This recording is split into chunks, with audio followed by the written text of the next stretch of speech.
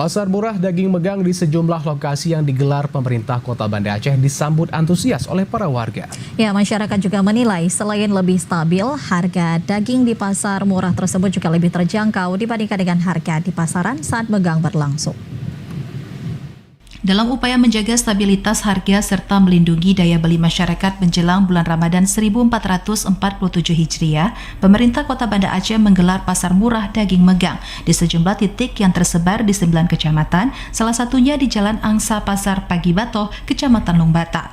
Dengan harga daging yang dijual senilai Rp140.000 per kilogramnya, keberadaan pasar murah ini disambut positif oleh warga sekitar. Hal ini dikarenakan mendekati hari megang, harga jual daging di pasaran telah menyentuh Rp170.000 hingga Rp180.000 per kilogram. Salah seorang warga, Ani, mengungkapkan harga daging yang ditetapkan pada pasar murah ini tergolong stabil dan tidak mengalami kenaikan, berbeda dengan harga di pasaran yang telah melonjak saat menjelang megang. Ya, itu memang kalau hari-harinya saya beli tiap hari karena saya jual siap saji. Kalau ada pesanan, itu harganya memang 140, ada di Brawe. Saya kemarin tanya 170, boleh 160. Saya jawab, itu memang harganya udah dikasih naik. Harga biasanya saya bilang 140 kalau saya beli. Pasar murah daging megang ini sendiri digelar selama 4 hari sejak tanggal 15 hingga 18 Februari 2026.